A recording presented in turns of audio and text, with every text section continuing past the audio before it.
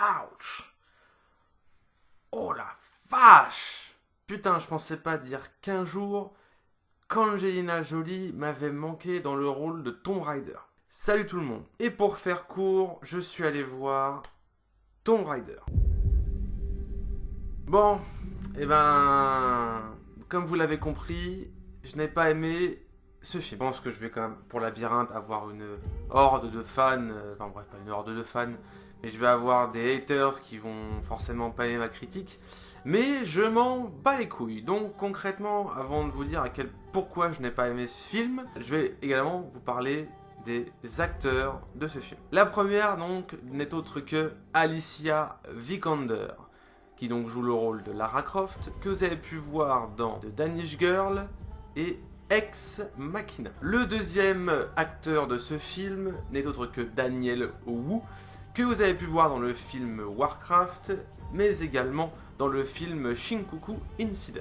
À côté d'eux, un autre acteur, Walton Goggins, que vous avez pu voir dans le très bon film Les 8 salopards, et dans le film Le Labyrinthe 3. En autre acteur, vous avez Dominic West, que vous avez pu voir dans le film 300, mais également dans le film Punisher, Zone de guerre. En personnage féminin, vous avez également Christine Scott, que vous avez pu voir dans 4 mariages et un enterrement, et plus récemment dans Les Heures Sombres. Et pour finir, et oui, il a un rôle très petit dans ce film, mais il y a quand même dans ce film Tomb Raider l'acteur Nick Frost, que j'adore, que vous avez pu voir dans le film Paul et Shaun of the Dead. Bon, maintenant que les présentations sont faites, justement on parle des acteurs, on va rester sur les acteurs. Je n'aime pas l'acting de ce film. Il y a des acteurs qui jouent très bien et d'autres,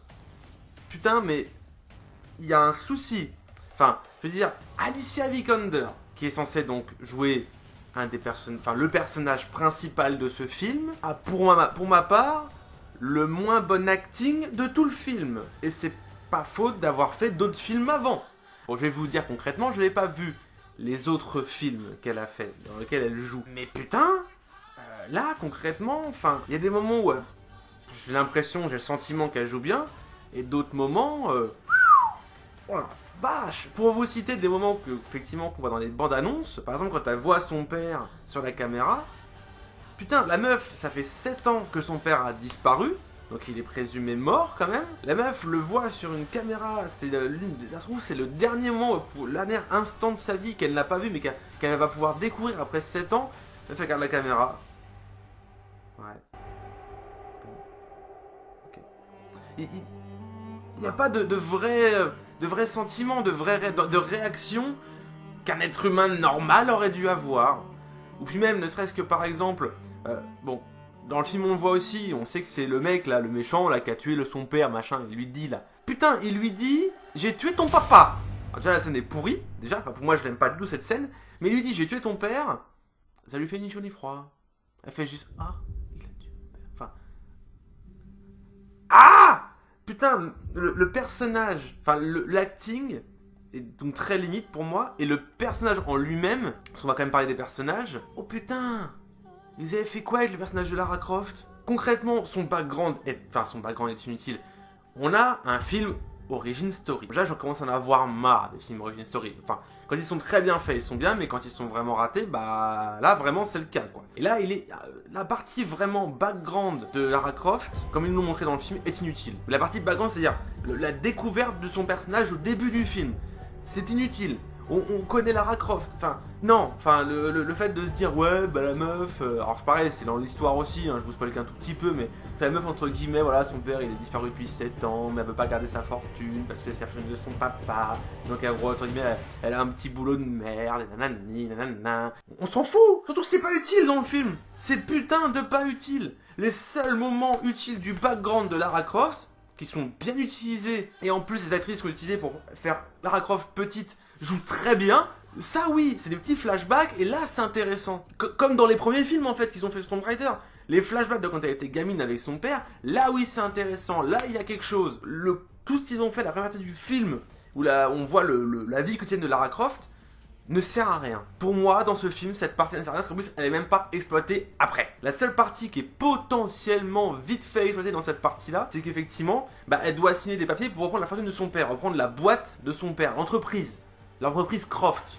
Déjà qu'on nous explique, mais pas du tout. Mais bon, j'y reviendrai peut-être un peu plus tard. Donc là, le personnage de Lara Croft, puis justement, comme je vous dis, au départ, c'est censé être... Bon voilà, elle fait un peu de boxe, machin, elle a appris à tirer à l'arc, comme toutes les petites bourgeoises de Londres, enfin voilà, les filles riches, machin, je tire à l'arc dans mon parc sur une pomme, enfin bref. Et concrètement, la meuf, elle sait faire du vélo. Ouh. Mais la meuf, c'est une meuf lambda, c'est une gonzesse lambda, un peu rebelle, parce qu'il faut qu'elle soit rebelle, mais c'est une gonzesse lambda. La meuf devient une espèce de super héroïne, une vraie Tomb Raider, comme dans les jeux vidéo, mais en un claquement de doigts. En un putain de claquement de doigts. Mec, non. Elle tue des gens, mais comme ça. Non. Il y a un souci avec ce personnage. Hein. Je sais pas comment ils l'ont fait pour l'écrire, mais il y a un gros problème quand même. Puis un truc débile, un truc tout con. Vous prenez un putain de truc dans les abdos, dans le ventre. Un bout de métal dans le bide. Vous pensez réellement que... avant que la plaie ait été recousue, même après hein, concrètement, ça se prend quand même ça dans le bide. Hein.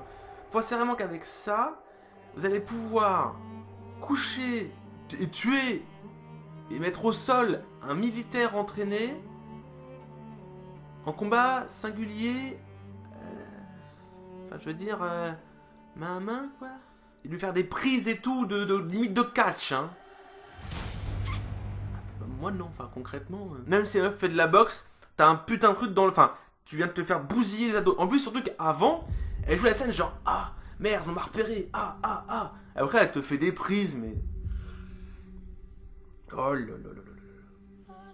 Puis ne serait-ce que par rapport à des fois à des décisions qu'ils vont prendre dans le film, alors c'est un petit spoil, mais la meuf, donc avec Daniel Wu, là, l'oncle chinois, là, enfin son pote dans le film, là, mais concrètement, d'abord, il prend une décision. Donc ils sont les esclaves, voilà, ils sont utilisés par le grand méchant pour travailler, là, pour miner le truc, là, machin. Et le mec, la seule idée qu'il a, c'est de prendre une pelle pour assommer un garde, donc un putain de flingue dans les mains, pour que Lara puisse s'enfuir, alors qu'il y a une demi-douzaine de mecs autour avec des putains de guns, et le mec se bat avec une pelle. Une putain de pelle! Ah! Ça sert à quoi? Une putain de pelle. Tu sais très bien qu'il y a une demi-douzaine de mecs qui sont autour de toi. Le grand méchant vient mettre une balle à un mec qui était malade, qui était par terre, qui était en train de faire ah, soignez-moi, nanana. Il a pas été une seconde et tu penses que toi, avec une putain de pelle, tu vas pouvoir t'en sortir? Mais concrètement, alors oui, le seul truc que ça aide, c'est que Lara s'enfuit. Mais concrètement, mec, Lara, ça fait quelques heures que tu la connais. Tu veux sacrifier ta vie pour cette gonzesse alors que vous êtes tous les deux dans le même pétrin. Le seul truc qu'elle t'a fait, c'est donner de l'argent. Et après, vous allez jouer sur une putain d'île. Et maintenant, vous êtes à la solde d'un mec que vous connaissez même pas. D'ailleurs, on va parler de ce mec-là, son background. Il y en a pas. Il y en a putain de pas. On sait qu'il bosse pour une putain de société. Alors, la société que dans les jeux vidéo, là, la Trinité, machin, je sais pas quoi, là. Un Arzad des Illuminati des premiers films. Et le mec, même ça. On ne comprend pas ses motivations. Il a un employeur. Ouh. L'employeur, en plus, veut récupérer le tombeau d'une ancienne... La première empereur chinoise ou je sais pas quoi là. Mais encore, on se dit bon, c'est des secrets, ça se trouve, voilà, il y a un petit truc avec machin, on va le découvrir à la fin du film. Ce qu'on fait, on découvre la raison de pourquoi il est là, à la fin du film, même lui, tu vois. On comprend pas ses motivations. On ne comprend pas ses motivations. On ne comprend pas les motivations des personnages dans ce film. C'est pas clair. C'est putain de pas clair. Et même le père, je crois qu'en plus, dans les premiers films, enfin, dans la première version de Tomb Raider, le père avait vraiment un but.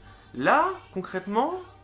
Son but, c'était de pouvoir prouver que le surnaturel existe pour se rapprocher de sa femme qui est morte. Et grâce à ça, il trouve la trace de la première empereur chinoise, je sais pas quoi. Et donc il veut prouver que le surnaturel existe parce que la meuf, genre, c'était comme une espèce de divinité. Genre, quand t'as touché les gens, ça les tuait ou je sais pas quoi. C'est quoi le rapport? Si vous allez me dire, le mec, ça se trouve, il aurait enquêté sur le surnaturel et trouvé que la Trinité foutait de bordel.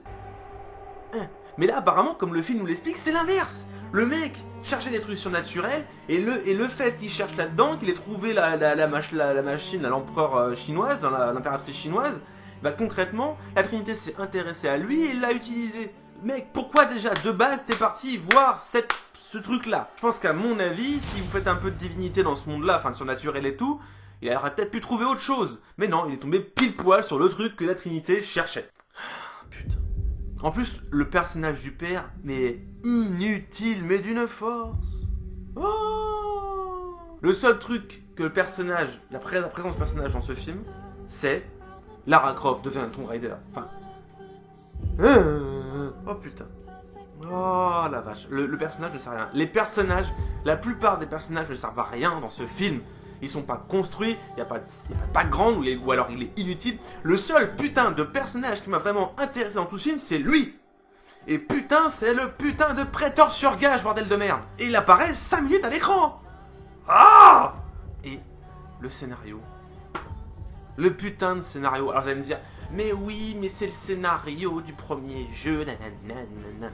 Alors peut-être que oui, le scénario de ce film-là, c'est le scénario du premier jeu. Et si ça se trouve, il est très bien retranscrit, hein. J'ai jamais joué au jeu. Enfin, à ce jeu-là en tout cas. Moi j'ai joué au premier Tomb Raider, mais celui-là j'y ai pas joué. Ça se trouve, il est très bien retranscrit. Et putain, on se fait chier pendant ce film. Ah la vache. C'est mou du cul. C'est mou du cul, on se fait chier, y a pas de vraie aventure, bordel de merde. Le but du film, c'est la gonzesse, c'est que son père, il allait sur une île.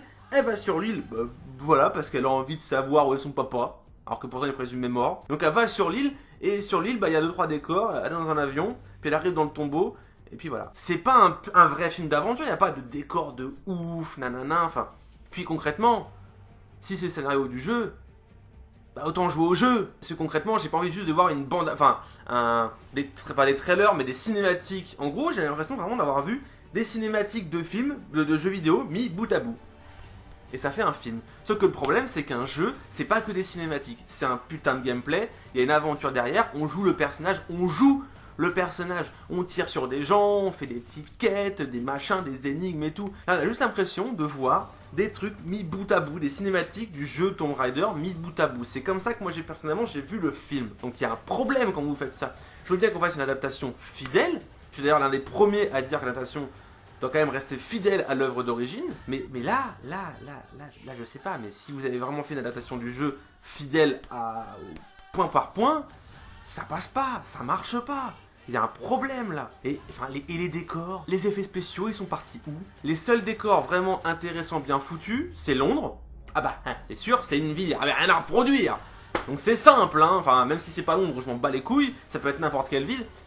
C'était sûr, il n'y avait rien à faire, hein, donc c'était simple à reproduire. Hein. Et concrètement, le seul truc qu'ils ont reproduit, c'est un port de Chine. Et là, effectivement, c'est plutôt bien foutu. C'est une des scènes les plutôt, entre guillemets, d'un point de vue esthétisme, c'est une des plus belles scènes du film. Et concrètement, on est dans un film Tomb Raider, Lara Croft. Les scènes qui sont censées être les plus belles et les plus intéressantes, c'est les tombeaux, c'est les décors sur les îles, sur les machins, les décors naturels.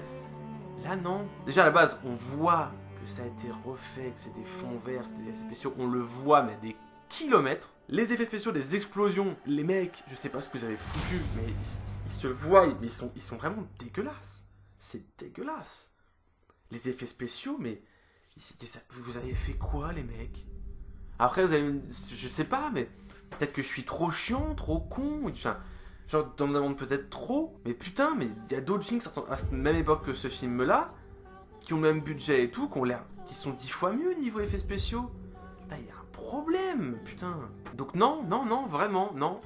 Il y a quasiment rien qui va dans ce film. Il y a quasiment rien qui va. Et pourtant, vous allez me dire, oui, ça se trouve, t'as vu des critiques avant, etc. Non, je n'ai vu aucune critique. Les deux seuls trucs que j'ai vus, c'est les têtes de Fred et Seb, Georges Dugrenier, sur leur vidéo critique de Tomb Raider. Sur la vignette. J'ai vu leur tête, j'ai fait, ah, bon, eux, ils ont pas aimé. Et je me suis dit, bon, allez, ça se trouve, le film, peut-être qu'on va aller du lourd, peut-être que moi, je vais l'apprécier pour certains points, et pouvoir, voilà, un peu contrebalancer cet avis négatif que je sens qu'il va y avoir sur ce film. Eh ben non. Eh ben pas du tout. Je me suis fait chier. Et je suis pas le seul. Putain, c'est dans du film, j'entendais des brides de discussion de personnes. Les gens se sont fait chier. Ils ont pas aimé ce film.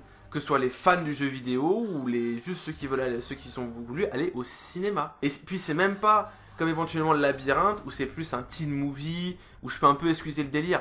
Là, ce n'est même pas un teen movie. Les ados ont dû se faire chier devant ce film-là. Vraiment dû se faire chier. C'est même les décors entre guillemets de tombeaux et tout sont vides. Il y a vraiment un problème avec ce film-là. Donc concrètement, pour être clair, je ne vous recommande pas d'aller voir Tomb Raider.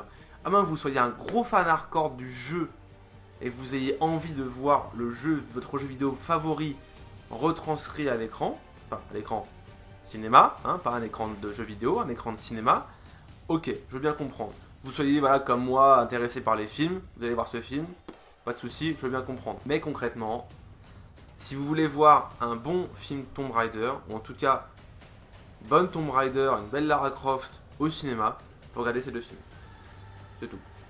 Alors oui, c'est sûr, ils sont clichés, ils sont remplis de clichés. Voilà, c'était la période où les films d'action étaient remplis de clichés avec les gonzesses bien foutues, les mecs bodybuildés, tout ce que tu veux, les grands méchants charismatiques, là, avec les longs discours.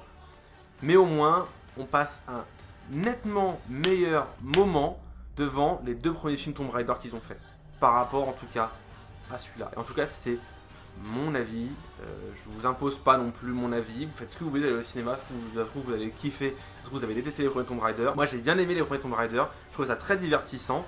Et même à tel point pour vous dire que la scène que j'ai le plus kiffé, enfin l'une des scènes que j'ai le plus kiffé de ce film, il y en a quand même une ou deux, mais la scène que j'ai vraiment le plus kiffé de ce film, c'est la putain de scène de fin. C'est cette scène-là. Qui est en fait un putain de clin d'œil à cette scène-là. Bon bref, je pense que je me suis assez énervé sur ce film. Donc, ce sera tout pour ma réaction à chaud sur le film Tomb Raider. Si vous avez aimé, n'hésitez pas à liker, à commenter et à partager et à vous abonner. Cela va de soi. Et je vous dis à la prochaine pour une nouvelle vidéo. A plus tout le monde.